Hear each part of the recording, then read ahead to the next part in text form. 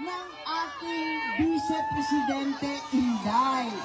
Sinabi na niya, hayaan na natin yung Quadcom at impeachment na yan.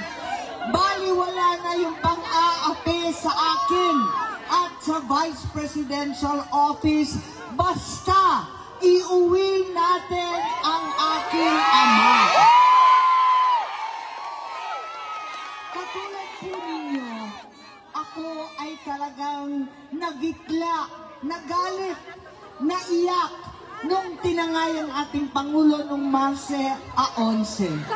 Hindi ko matanggap at katulad ninyo, lahat kami ay biglang-bigla at talagang nataranta. Hindi ko ubos maisip kung anong maigagawa. Hindi katulad ninyo, wala naman ako sa ibang bansa.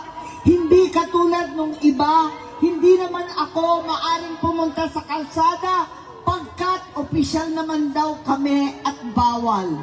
Ngunit naisip ko, bilang senador, maglunsad ng pangkalahatang investigasyon para malaman ng Senado at ng buong mundo ang pangkalahatang paglalabag sa ating saligang batas, sa lahat ng batas ng buong mundo, sa batas ng Pilipinas, sa matatanda at may sakit. Hindi tayo papayag sa ganito.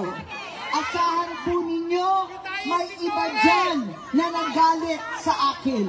Ang malalaking opisyal sa administrasyon, mga kamag-anak ko, pati ang aking kapatid, ay galit na galit po sa akin. Ngunit kung nagulat kayo sa mga pangyayari, mas lalo ako nawalan ng loob. Pagkat para sa akin, nakita ko na ito. Linapastangan din ng aking ama at tinangay kami sa ibang bansa. Kung saan nawalay kami sa ating bansa. Bakit natin papayagan na ganitohin na naman ang ating minamahal na Pangulo? Mas malala pa, sa ICC pa dinala, kulungan pa ang inuwi, at pagkatapos nun, tuloy-tuloy pa raw ang paglilitis ng ating Tatay Digong. Huwag tayong papayag. Samahan ninyo kami na labanan ito.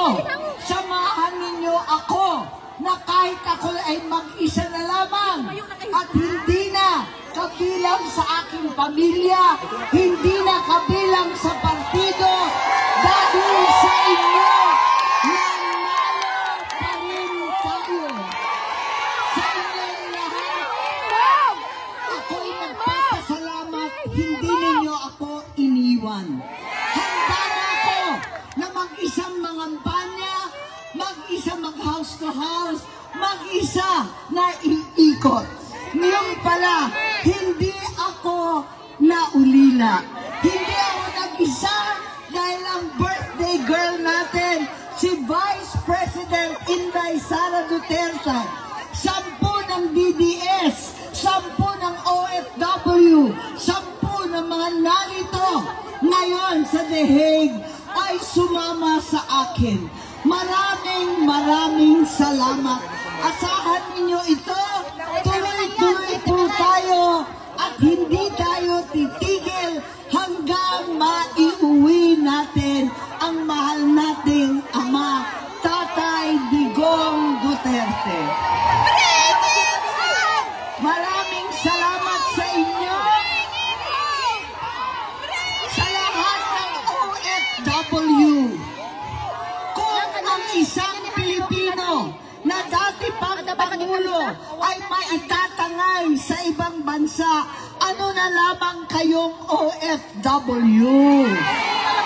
Ano naman ang maaasal pagdepensa sa kapwang kabayan kapag linalapastangan mismo ang Pangulo? Wala namang kalaban-laban ng OFW. Paano mahigit na 1,000 Pilipino nakakulong sa iba't ibang dako ng ating mundo? Huwag po tayong papayag. Hindi ito laban lamang ng iisang kaso, kundi labang ng lahat ng OFW, lahat ng Pilipino na nasa ibang bansa, lahat ng Pilipino sa buong daigdig. Kaya asahan po ninyo, tuloy-tuloy po natin to. Labanan natin ang impeachment kay VP Sara. Huwag tayo papayag ng tuloy-tuloy na pang-aapi. Hindi po tayo papayag ng ganito. Higit sa lahat, bring him home! Bring him home! Hanggang sa Maynila, lakasan ninyo ang sigaw. Bring him home! Iuuwi po natin yan. At sana marinig nilang lahat, pati ang aking kapatid. Maraming salamat! Mabuhay si Presidente Duterte! Mabuhay si Inday Sara! Happy birthday sa ating minamahal! Mabuhay ang Pilipino! Maraming salamat po! Bring him home! Bring him home! Thank you so much, re-elected Senator Amy Marcos. Ay, ate, It was a mistake earlier, so I need to rectify it.